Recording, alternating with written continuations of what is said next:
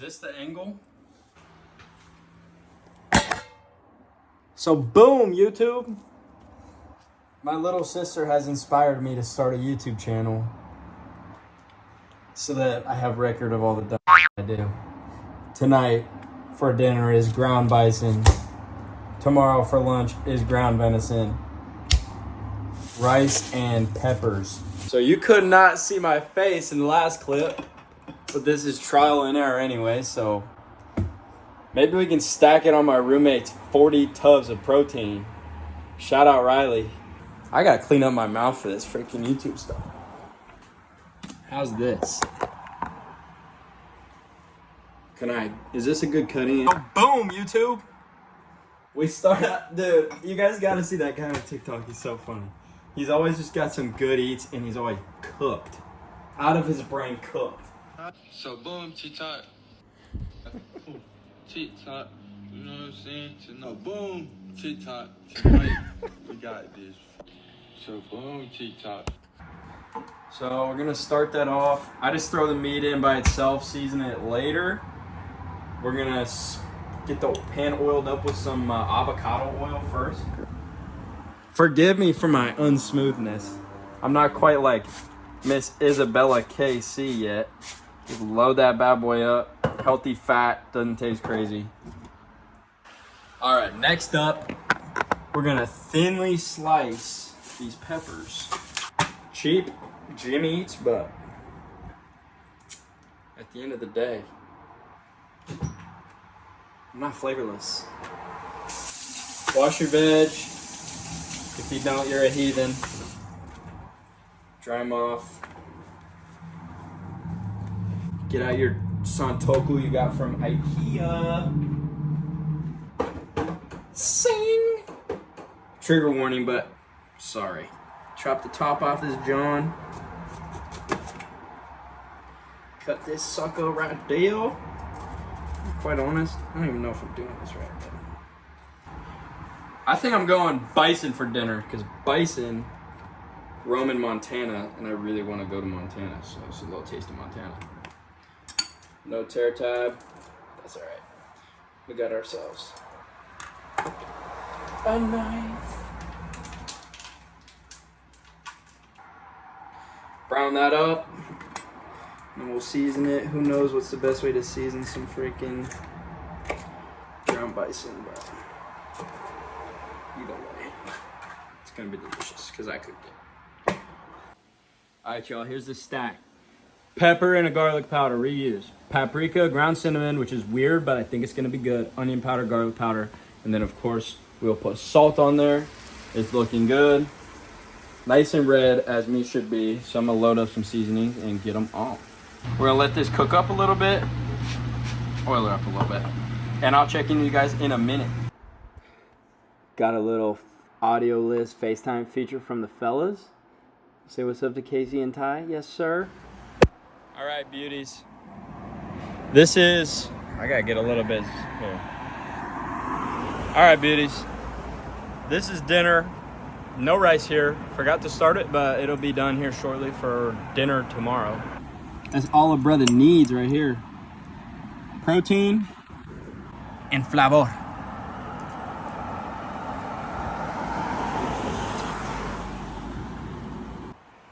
All right, babies. On to the gym we go. Got my kit, got my water. Load up in the Corolla. As seen in Sister Bella's YouTube channel, this is the Corolla. She gets me around town, to and fro.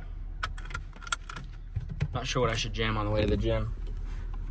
It's either Kanye West or Treaty Oak Revival, or maybe Cody Johnson. See what the vibe is. Yes, sir. All right, so this is the protocol. I hit back and legs this morning, which was a great lift, but I wasn't a YouTuber not even 2 hours ago, so didn't record that. I'll record the next one. I apologize. Right now, we're gonna go do an hour on the Stairmaster. Literally just for my brain, because I'm trying to sleep tonight, so. I'm not good at vlogging in public yet, or vlogging in my car, for that matter, but I'll get you into it.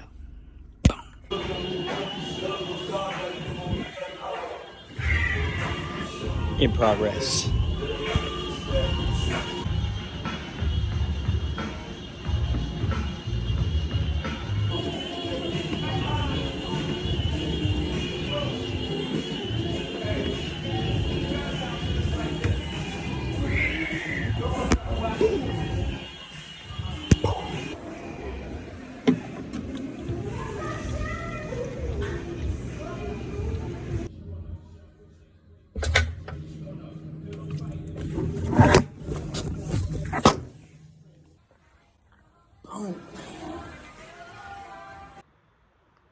I just gotta think of my audience naked.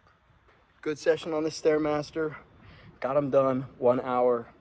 I do that to connect with time and to recenter myself with how slowly time actually moves, because all day I spend like, when's my next customer? When's my next meal?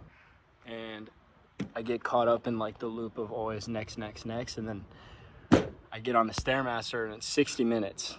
Like, you've got to count 3,600 slow seconds before you can get off. It's not like I'm doing 200 floors and I can just bang it out by putting the speed on 10. Like, I just put a speed on 5 every time, and you get on that thing for a full hour and you got to watch the entire hour go. It's really not that physically difficult. It connects my body with the moment and it helps me to slow myself down and feel a little bit more connected with my day. My philosophical 60 minutes, I had to think that up.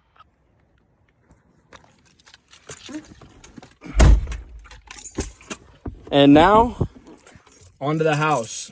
I'm gonna put down possibly some cereal, because I just burned 500 calories that I was not supposed to burn today. I mean, not that I wasn't supposed to, but I'm trying to lose weight. Just trying to maintain where I'm at. I'm a drive, no texting while driving. See you at the crib. All right, y'all, this is the setup for the evening talk. I'm already making my life more glorified with this YouTube thing, because I would not be doing this if it was not for the video camera. Hell of Riley's cereal. Don't think he's gonna eat it because he's gone for 2 months, and my Bible. So I'm gonna get seated up on my perch and let's crack into this thing. What I wanted to talk about was talking to people about God, talking to people who don't believe in God about God and Jesus Christ and all of that. I think that's the biggest leap and hurdle for a lot of people.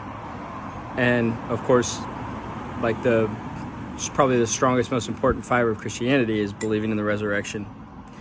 I struggle with it a lot, like talking with family and friends and people that didn't believe in God, struggling about confidence that I myself know enough, like biblical wisdom, and also like, have enough faith personally to push them to God versus pulling them away from God.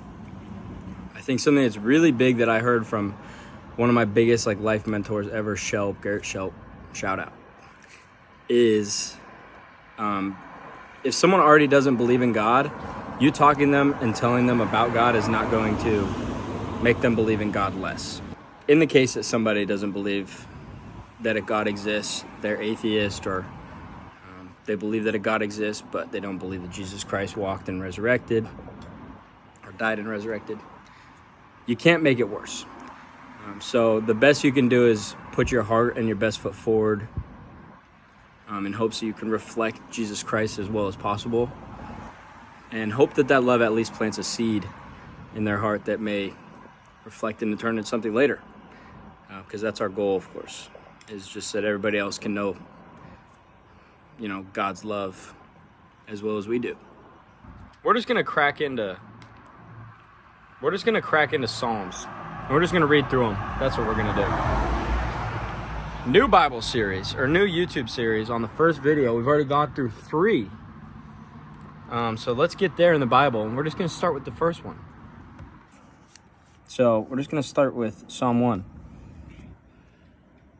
Blessed is the person who does not follow the advice of wicked people, take the path of sinners, or join the company of mockers. Rather, he delights in the teachings of the Lord and reflects on his teaching day and night. He is like a tree planted beside streams, a tree that produces fruit in season and whose leaves do not wither. He succeeds in everything he does. Wicked people are not like that. Instead, they're like husks that the wind blows away.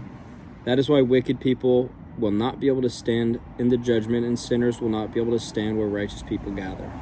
The Lord knows the way of righteous people, but the way of wicked people will end.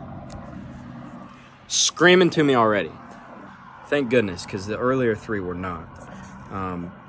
What stands out to me here the most is idolatry and idolizing both our educators and our politicians in this world. I think it's a big issue that a lot of times we end up worshiping a politician, whether it be Trump or Biden, a lot of the times, or even just a pull-on party. We end up following that party or that politician in a very cult-like manner. I think that really undermines. I think that really undermines God. Because if we put our light not that we put our light, but if we put our focus, we put our headlights towards Him and the things that He taught and the things that He says that He wanted us to do and how we want to treat other people, a lot of the political nonsense would fizzle. I think that when we idolize political leaders, political parties, and educators and things like that, even people like, the first that comes to mind is like Ben Shapiro. I end up watching a lot of like Ben Shapiro videos, not even always because I agree with the guy, but because he's so sharp. Like, I take a lot of inspiration like with how articulate he is. It's important that I don't start to like idolize him, because in a lot of ways, like, that combative, form of debate and things like that is not how Jesus would have gone about it at all, if somebody disagreed with him in his time. So I think it's important, and that's what really screamed to me in this Psalm 1. Those are my thoughts. No one's about to watch this video, but if anybody does, please leave your thoughts in the comments. That's so funny to say. Leave your thoughts down below if that stuck out to you in any other way, or if you took anything else away from Psalms 1. All right, y'all. That is going to wrap it up for today. Weird vlog, because I started vlogging. This is the first time I've ever done this. A little bit of the Bible, and then that's going to wrap it up for the day for me. Tomorrow, back to the grind. It's Monday, so I've got work all day. Then we'll lift and cook, and it'll essentially be the same thing. Maybe I'll go see Rick, because I've been missing that guy, but I will catch you guys in the morning, bright and early. Try and catch a little bit of a sunrise, but probably won't. It's summertime, so I don't want to do all that waking up early bullshit. Not for me. I think that's it. Thank you guys for listening. I'll catch you tomorrow.